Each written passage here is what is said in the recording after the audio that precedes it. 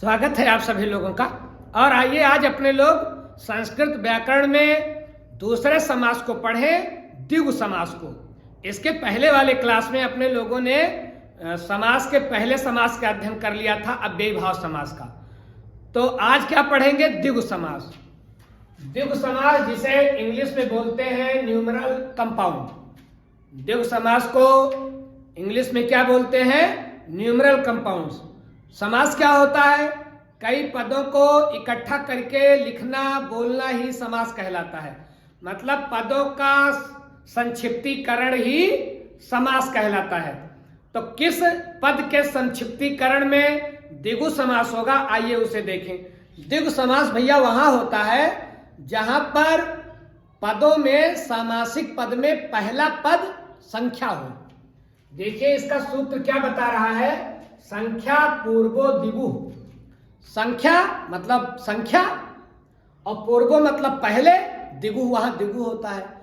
तो संपूर्ण सामासिक पद में जो दो पद, तीन पद, चार पद जोड़े गए, उनका जो पहला पद होगा, मतलब जो पहला शब्द होगा, वो गिनती हो।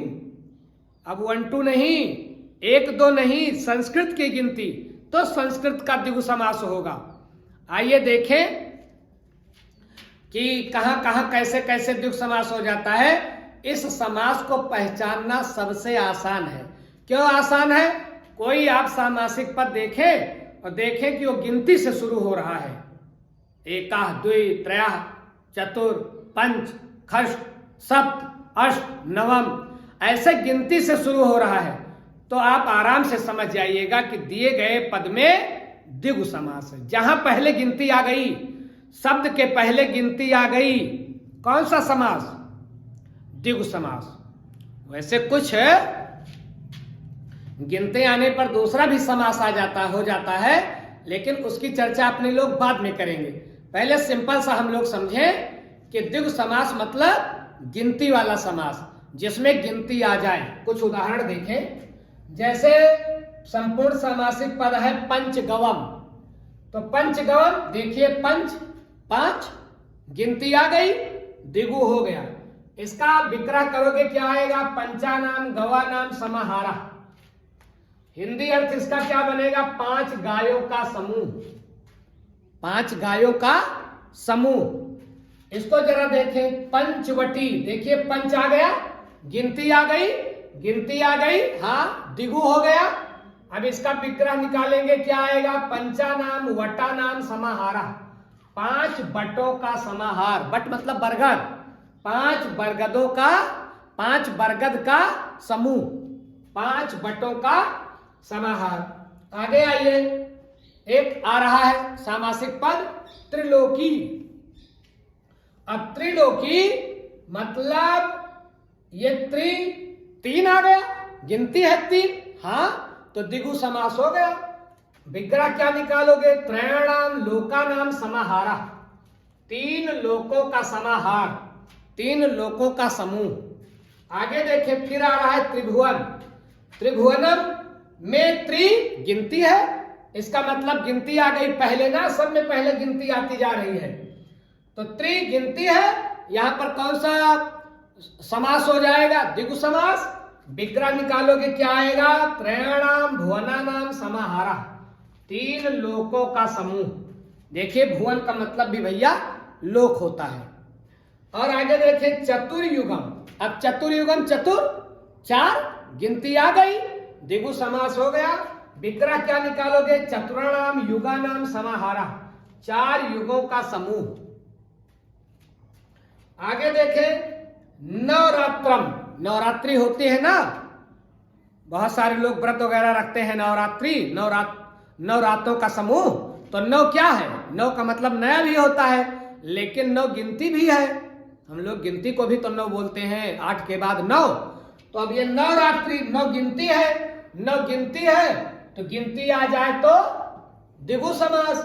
विग्रह क्या करोगे? नवानाम रात्रिणाम समाहारा। 9 रात्रियों का समूह। नवरात्र का मतलब 9 रात्रियों का समूह।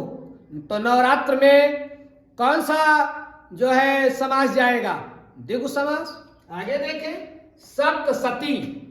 अब देखिए सप्त गिनती है, गिनती आ गई पहले पद में, इसका मतलब द्विगु समास हो गया। विग्रह करोगे सप्तानाम सतानाम समाहारा, सप्तानाम मतलब 7, सतानाम मतलब 100 और समाहारा का समूह, 700 श्लोकों का समूह या 700 का समूह। जैसे बिहारी सत सही, तो 700 का समुदाय है, तो सप्तानाम सतानाम समाहारा। फिलहाल अगर संस्कृत में बात करें तो 700 श्लोकों का समूह। दुर्गा सप्तशती है ना एक पुस्तक, दुर्गा सप्तशती, तो इसका मतलब क्या हुआ, उसमें कितने श्लोकों का संग्रह है, 700 श्लोकों का संग्रह है सप्तशती, 7 सप्त और सती 100, तो 700 श्लोकों का समूह दुर्गा सप्तशती। आगे देखें शताब्दी, शताब्दी सत पहले आ गया, इसका मतलब द्विगु हो गया, और सत मतलब 100, विग्रह निकालेंगे तो आएगा सतानाम अब्दानाम समाहारा। 7 ये सता मतलब 100, अब्दा मतलब वर्ष और समाहारा समूह, 100 वर्षों का समूह को हम बोलते हैं शताब्दी, या इंग्लिश में इसी को बोलते हैं सेंचुरी। 100 वर्षों के समूह को क्या बोलोगे, शताब्दी।